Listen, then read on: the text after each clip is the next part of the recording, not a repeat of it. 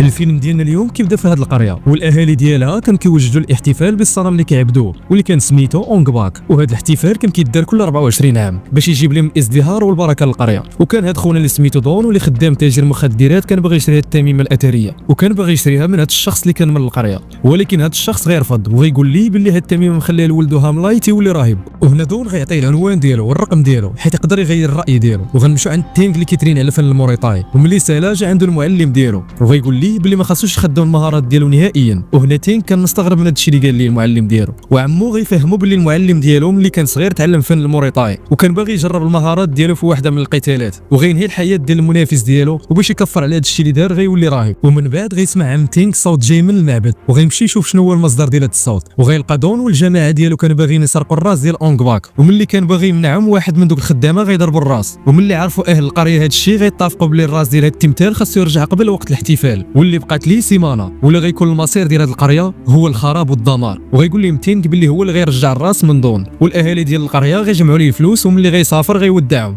وغنمشيو لمدينه بانكوك اللي كان فيها هاملاي صابغ شعره صفر ومسمي راسو جورج وخدام نصاب مع هذه البنت الصغيره اللي سميتها موي. وملي غيتلاقاو مع تينغ غيسلموا عليه ودار راسو ما كيعرفوش وكان باغي يفك معاه، ولكن ملي شاف الفلوس اللي معاه غيديه الدار ديالو وغيقول ليه باللي هو غيعاونو. وملي دخلوا غيقول ليه باللي خاصو يدوش من السفر، ولكن ملي خرج تينغ غيلقى هاملاي دير الفلوس ديالو كامله وهرب ودا لواحد من النوادي الليليه باش يقمر بها. وهذا النادي كان المدير ديالو تاجر اثار كبير وكان سميتو كومطوان، وغنعرفوا باللي دون خدام عنده وباللي هو اللي صيفطو للقريه يجيب ليه التميمه. وقال ليه دون باللي ما بغاش يعطيه التميمه وجاب في بلاصه الراس ديال التمثال ديال القريه. وكومطوان غيتعصب غيقول ليه بلي هذا الراس غير حجر وما عنده حتى قيمه وغيجري عليه من المكتب ديالو. وهنا تينغ غيكون وصل للنادي وغيلقى هاملاي وغيقول ليه رجع لي الفلوس ديالي وغيقول ليه باللي كاينه في ديك البلاصه ديال الرهانات. وملي كان غادي تينغ يجيبها غيدوز من الحلبه والناس غيتسحبوا واحد من دوك المقاتلين وغيلقى راسو وسط هاد المضاربه وغيدافع على راسو وغيغلب الخصم ديالو بضربه واحده وكل شيء كان طالع ليه من الدم. وكان من بينهم كومطوان حيت كان مران على خونا اللي لعب ضده. وهنا غيكون كومطوان خسر هاد التقميره وغيمشي لعندهم تينغ ياخذ فلوسه وغياخذهم وغيمشي. وفي النهار الاخر غيكون هاملاي وموي كان كيتقاسموا الفلوس ديال النصب وغيجي عندهم واحد سميتو بينغ ومع العصابه ديالو. وبينغ كان واحد من دوك اللي نصبوا عليهم وغيجي يرجع فلوسه، ولكن هاملاي ما كان عنده والو وغيضربوه هو وموي. وفي نفس الوقت غيكون تينغ دايز من تما بالصدفه وغيعيط عليه هاملاي باش يعاونو،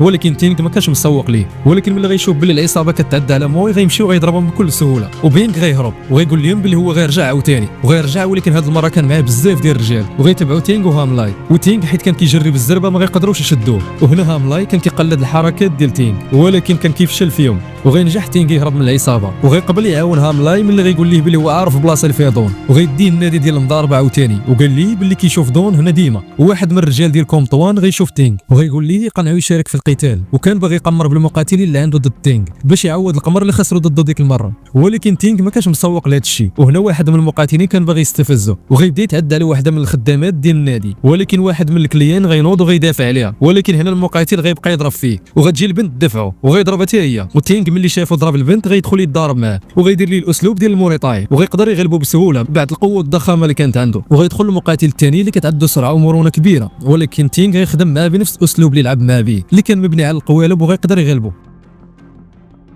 ومن بعد غيجي هذا المقاتل اللي ما كان كيتسوق لقوانين لا والو واللي جاتو في يدو كيضرب بها. وهنا تينغ كانت عنده صعوبه كبيره باش يغلبو، ومن بعد قتال طويل غيقدر يغلبو. وهنا تينغ غيكسب الاحترام ديال النادي وغيبداو يصفقوا عليه وغيلوحوا عليه عمولات معدنيه. ومن بعد تينغ غيبان ليه دون وغيتبعوا بالزربه، ولكن دون غيقدر يهرب منه. وهنا ديك البنت اللي عتق تينغ غتوريه الشقه ديال دون وغتبدا واحد المطارده ديال التريبورتو بين تينغ وهاملاي والعصابه ديال دون. وهنا تينغ غيشد دون في التريبورتو، ولكن التريبورتو غيطيح في الماء وسط المرسى وغيهرب دون وتينغ وغيكتشف باللي كاينه كميه كبيره ديال الاثار المهربه كاينه تحت الماء، وهاد الاثار كانت تاع كومطوان. وغيجيو البوليس وغيرجعوهم. وهنا كومطوان والرجال ديالو غيخطفوا موي وهاملاي. وهنا غيطلب من هاملاي يقنع تينغ يلعب ضد الحارس الشخصي ديالو اللي سميتو سامينغ، وفي المقابل غيرجعوا ليه موي والراس ديال التمثال. وهنا غيوافق تينغ باش يلعب الماتش وغنشوفوا هنا باللي سامينغ كيدير المنشطات وغيبدا النزال وغيبدا تينغ يضرب فيه، ولكن سامينغ ما كان حاسب حتى حاجه بعد المنشطات اللي خدا وغيقدر يضرب تينغ وغيربحوا. ومن بعد هذا النزال غيجي واحد من الخدامه ديال كومطوان باش ياخذ هاملاي وتينغ باش يمشوا ياخذوا التمثال. وملي غيشوفوا تما كومطوان غيرفض يرجع لهم التمثال وباللي هو خسر بزاف ديال الفلوس بسببه وباللي عمرو غيبقى يشوفه مره اخرى وغيامر الرجال ديالو ينهوا الحياه ديال هاد الثلاثه. ولكن هنا تينغ غيضرب هاد الرجال وغيغلبهم وغيشد دون قبل ما يهرب وغيعرف منه البلاصه ديال التمثال.